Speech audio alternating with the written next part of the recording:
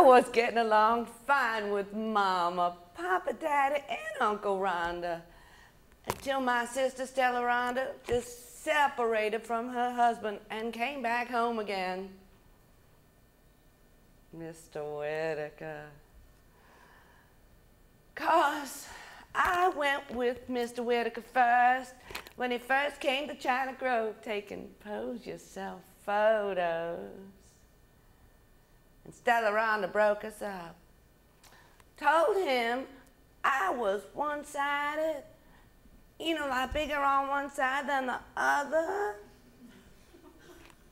That was a deliberate, calculated falsehood. I am the same. Stella Rhonda is exactly 12 months to the day younger than I am.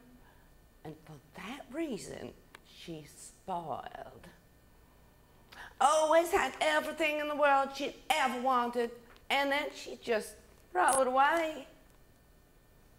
Papa Daddy gave her this gorgeous pearl necklace when she was only 8 years old.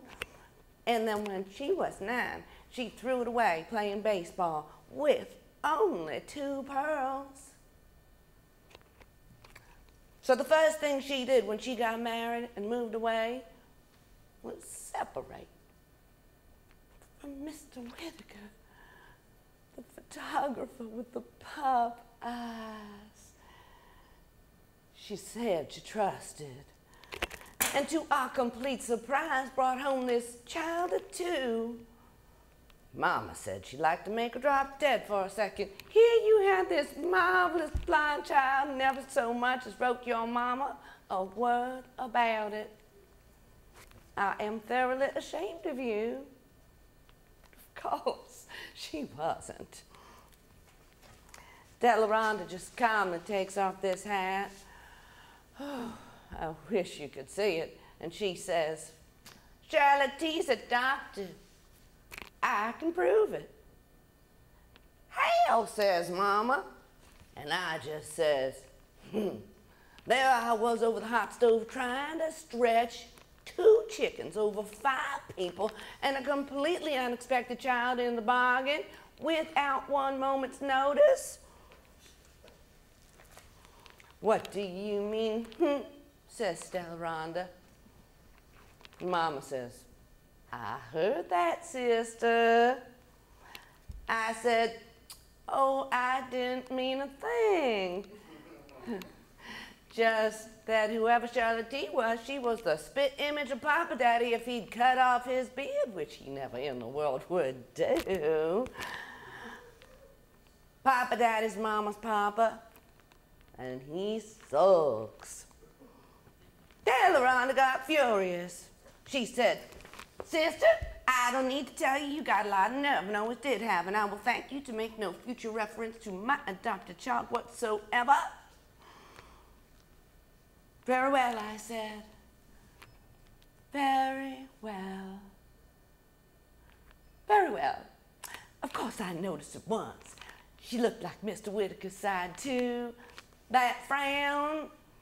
In fact, she looks like a cross between Mr. Whitaker and Papa Daddy. Well, all I can say is she isn't. She looks just like Shirley Temple to me, says Mama. But Shirley T just ran away from her. So the first thing Stella Rhonda did at the table was turn Papa Daddy against me. Papa Daddy, he was trying to cut up his meat. Papa Daddy! I was taken completely by surprise. Papa Daddy is about 1,000,000 years old, and he's got this long, long beard. Papa Daddy! Sister says she fails to understand why you just don't go and cut off your beard. So Papa Daddy lays down his knife and fork He's real rich. Mama says he is. He says he isn't. And he says, I said, well, I said, Papa, Daddy, of course I understand. I do not say any such a thing, the idea. I says, Papa, Daddy, you know I wouldn't anymore want you to cut off your beard than the man in the moon. It was the farthest thing from my mind. Stella Rhonda just sat there and made that up while she was eating breast of chicken. But he says, so, the postmistress fails to understand why I don't go and cut off my beard. Which job I got you through my influence with the government? Bird's nest? That what you call it? Not that it isn't. The next to smallest P.O. in the entire state of Mississippi. But he says,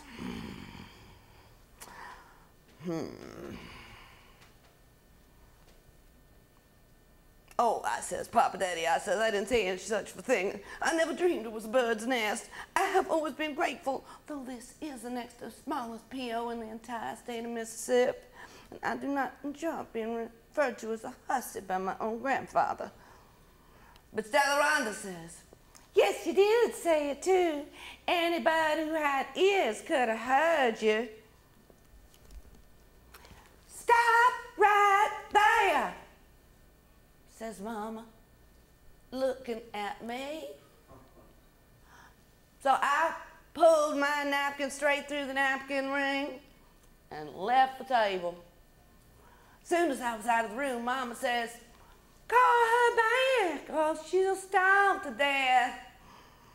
And Papa, Daddy says, This is the beard I started growing on the coast when I was 15 years old. He would have gone on till nightfall if Shirley T hadn't lost that Milky Way she ate in Cairo. So Papa, Daddy says, I'm going out and lie in the hammock, and you can all sit here and remember my words. I'll never cut off my beard as long as I live, even 1 inch. And I don't appreciate it in you at all. Passed right by me in the hall and went out and got straight in the hammock. It would be a holiday. It wasn't 5 minutes for Uncle Rondo suddenly appeared in the hall in one of Stella Rhonda's flesh-colored kimonos, all cut on the thighs, like something Mr. Whitaker probably thought was gorgeous. Uncle Rhonda, I says, I didn't know who that was. Where you going? Sister, He says, stay out of my way. I'm poisoned. oh, if you pause and stay away from Papa Daddy, I says, keep out of the hammock. Papa Daddy will certainly beat you on the head if you come within 5 inches of him. Oh, he thinks I deliberately said he ought to cut off his beard after he got me the P.O. And I told him, and I told him, and I told him. But he act like he just don't hear me. Papa Daddy must have gone stone deaf. You picked a fine day to do it then. And then Uncle Rondo flew out in the yard before you could say Jack Robinson. What he'd really done, he drunk another bottle of that prescription. He does it every 4th of July, sure shooting, and it's horribly expensive. And then he falls over in the hammock and snores. So he insisting on zigzagging out into the yard. Looking like a half-wit. Papa Daddy woke up with this horrible yell, and right there, without moving an inch, he tried to turn Uncle Rondo against me. I heard every word he said. He said, I didn't learn to read until I was 8 years old. And he said he didn't even see how I got the mail put up in the first place, let alone read it. And yes, and he told Uncle Rondo if he could only fathom the lengths he had gone to get me that job. And he said, on the other hand, he thought Stella Rondo had a brilliant mind. And deserved credit for getting out of town.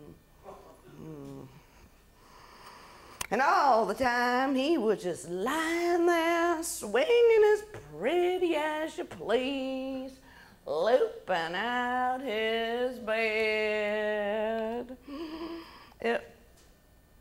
Uncle Rondo was pleading with him, slow down the hammock. It was making him as dizzy as a witch to watch it. But that's what Papa Daddy likes about a hammock. So Uncle Rondo was too dizzy to get turned against me for the time being. He's Mama's only brother. It's a good case of a one-track mind.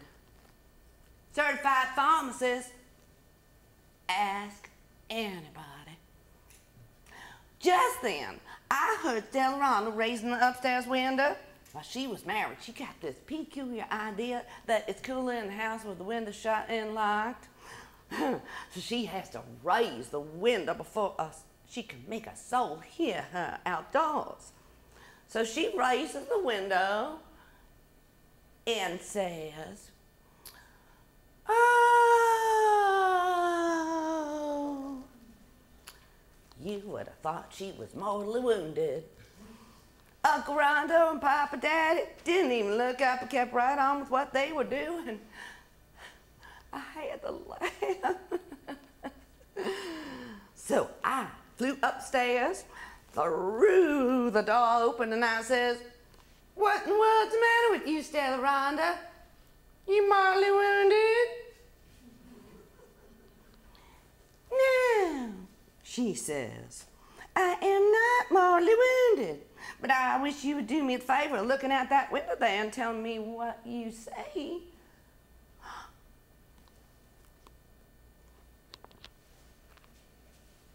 So I shade my eyes and I look out the window. I see the front yard, I says. Don't you see any human beings? She says. Why, I see Uncle Rondo trying to run Papa Daddy out of the hammock.